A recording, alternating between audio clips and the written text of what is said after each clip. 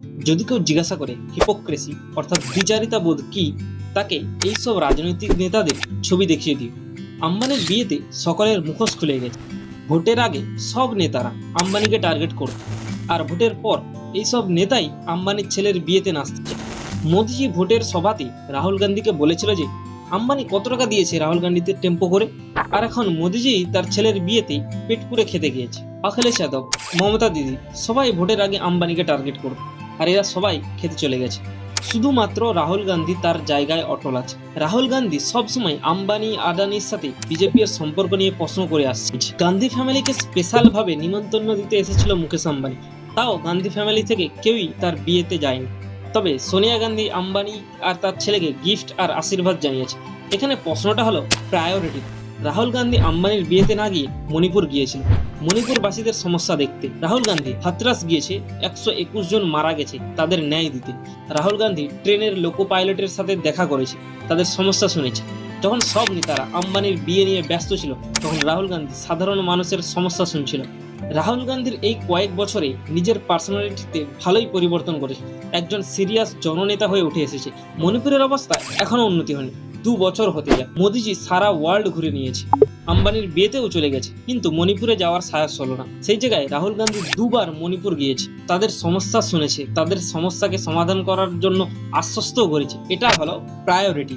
আমি আম্বানির বিরুদ্ধে নয়, তার ইনকাম সে যেমন ইচ্ছা খরচ করতে পারে, এটা স্বাভাবিক ব্যাপার। সমস্যাটা হলো কয়েকজন ব্যবসায়ীদের একচেটিয়া প্রভাব বিস্তার হওয়াটাই দেশের সমস্যা।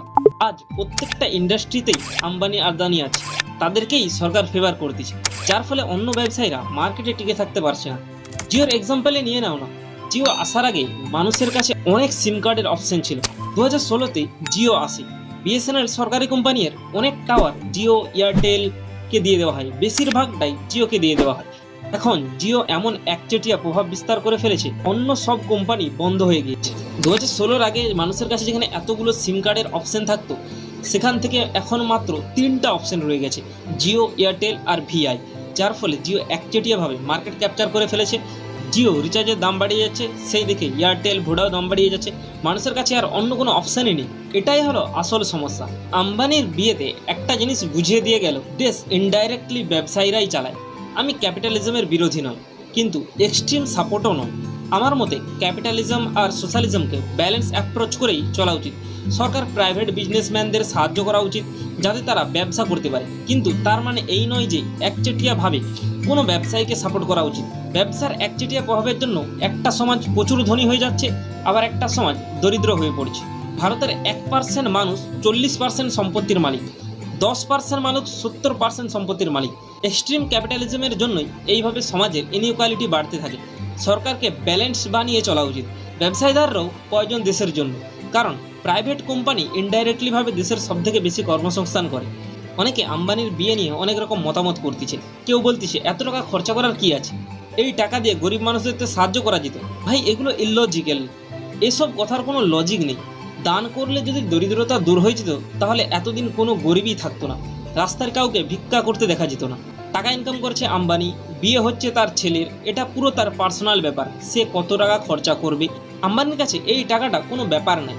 5,000 কোটি টাকা খরচা করেছে, যেটা তার সম্পত্তির 0.5%।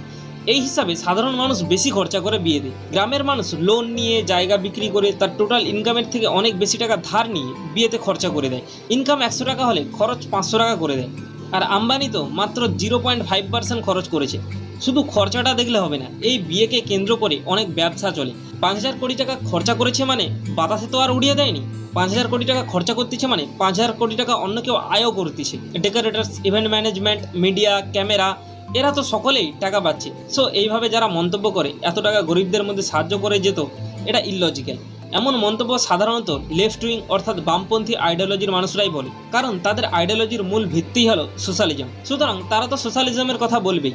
আর রাইট উইংস আইডিওলজির মানুষরা ক্যাপিটালিজমকে সমর্থন করে, অর্থাৎ ব্যবসায়ীদের খোলা ছাড় দিয়ে দেওয়া, ব্যবসায়ীদেরকেই ফেভার করা। এই সব আমার মতে ভারতের মতো দেশে কাউকে এক্সট্রিম ক্যাপিটালিজমকে সমর্থন করা যেমন ঠিক নয়, তেমনি এক্সট্রিম সোশ্যালিজমকেও সমর্থন করা ঠিক নয়। কারণ ভারতে লো ইনকাম, গরিবের সংখ্যা অনেক বেশি।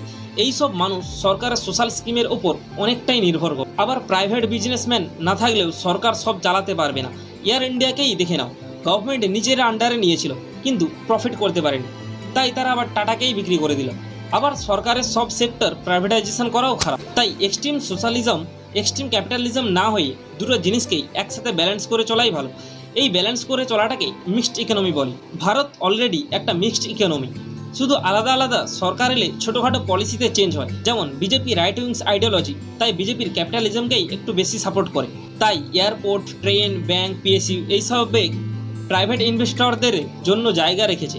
আর বর্তমানে ইন্ডিয়া ব্লক সোশ্যালিজমকে একটু বেশি ফেভার করে। কংগ্রেস যখন একাই সরকার করত তখন কংগ্রেস কোনো সময় সোশ্যালিজমকে বেশি প্রায়োরিটি দিত, আবার কোনো সময় ক্যাপিটালিজমকে বেশি প্রায়োরিটি দিত। 1991-এর আগে কংগ্রেস পুরো সোশ্যালিজমকেই বেশি গুরুত্ব দিয়েছিল, কারণ তখন বহু মানুষ সরকারের উপর সরাসরি নির্ভরশীল ছিল। 1991-এর পর ভারতের অর্থনীতির অবস্থা দেখে কংগ্রেস ক্যাপিটালিজমকে গুরুত্ব দিতে শুরু করে। মনমোহন সিং অর্থমন্ত্রী থাকাকালীন 1991-এর ইকোনমিক রিফর্মই বর্তমানে ভারতের ইকোনমিক গ্রোথের একটা গুরুত্বপূর্ণ কারণ। তাই কংগ্রেস না এক্সট্রিম লেফট উইংস না রাইট উইংস, কংগ্রেস সেন্ট্রালিস্ট আইডিওলজির উপর চলে। কিন্তু বর্তমানে ন্যাশনাল কংগ্রেস একটু লেফট উইং আইডিওলজি ঘেঁষা, কারণ কংগ্রেস এখন লেফট উইং আইডিওলজির পার্টিদের উপর অনেকটাই নির্ভর বিজেপিকে হারানোর জন্য। So do not follow any side blindly. Be rational. Always make your decision to become a centralist. Jai Hind.